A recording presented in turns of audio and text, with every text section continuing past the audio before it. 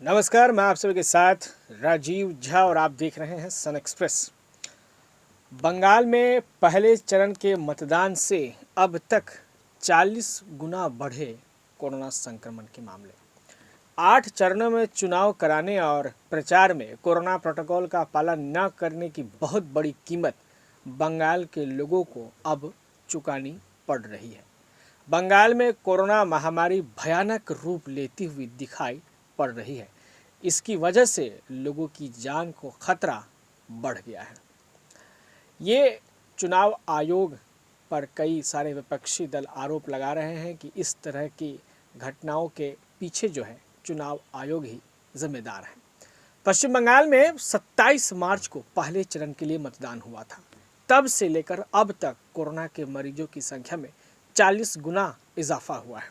यह आंकड़ा बढ़ता ही जा रहा है। राज्य की राजधानी कोलकाता का हाल तो और बुरा है। वहां महामारी से ग्रसित होने के सारे रिकॉर्ड जो है टूट रहे हैं और इसी कड़ी में फिलहाल आज के दिन जो है 8वें चरण के लिए मतदान चल रहे हैं, जो कि कुछ समय बाद समाप्त भी हो जाएंगे 6:30 बजे तक। केंद्र सरकार के आंकड़ों के हिसाब से कोलकाता में हर दूसरा आदमी कोरोना से संक्रमित है, यानी कोरोना पॉजिटिविटी दर 50% हो गई है, जो देश के किसी भी इलाके में सर्वाधिक है। कोरोना महामारी के प्रसार की दर इस वक्त बंगाल में देश में सबसे अधिक है। गृह मंत्रालय के अनुसार बंगाल में कोरोना प्रसार दर 9.5% है। बंगाल के बाद कर्नाटक का नंबर है, जहां ये आंकड़ा 9% का है। आखिर क्यों इतने बुरे हालात हुए हैं? सवाल ये उठता है कि पश्चिम बंगाल में ही आखिर इतनी बुरी गति क्यों हुई है। सन एक्सप्रेस के दर्शकों को ज्ञात होगा कि गृह मंत्री अमित शाह ने इस बात से साफ इनकार किया था कि चुनाव की वजह से बंगाल में कोरोना फैला है। उनका जवाब बेहद गैर जिम्मेदाराना और विज्ञान समझ से परे था। उन्होंने कहा था कि अगर चुनाव से कोरोना फैला है तो महाराष्ट्र में कोरोना सबसे अधिक क्यों फैला? वहां तो चुनाव नहीं हो रहे थे।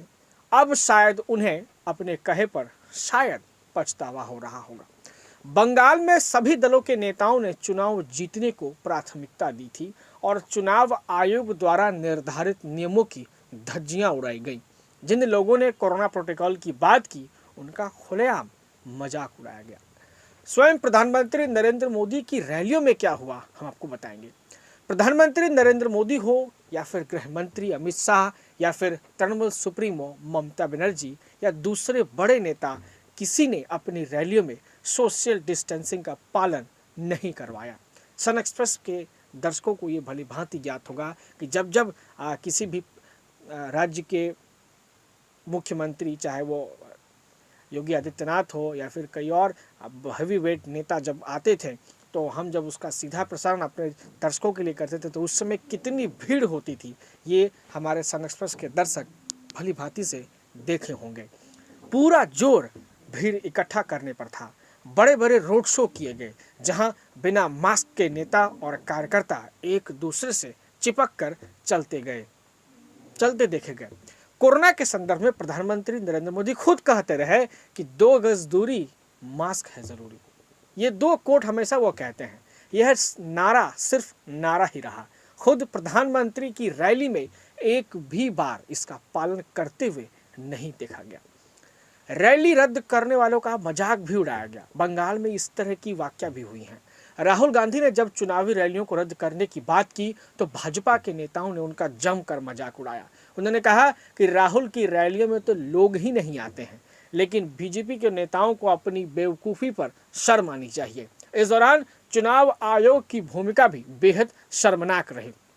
उसने कागज पर आचार संहिता बना, उसका पालन करने की कोई भरपूर कोशिश करती हुई हमें नहीं नजर आई। यहाँ तक कोलकाता हाईकोर्ट की कड़ी डांट फटकार के बाद भी उसने चुनावी रैलियों पर रोक लगाने जैसा कदम नहीं उठाया।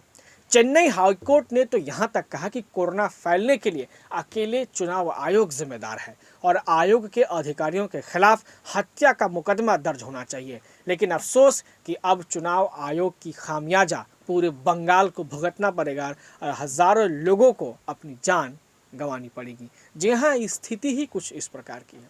हालांकि चुनाव आयोग ने 2 मई या फिर 2 मई के बाद किसी भी तरह के राजनीतिक विजय जुलूस के निकालने पर प्रतिबंध लगा दिया है। अब देखना यह है कि जो भी नई सरकार आती है वो इस बंगाल राज्य में कोरोना संक्रमण को रोकने को केंद्र कर किस तरह के कड़े फैसले को अपनाती है।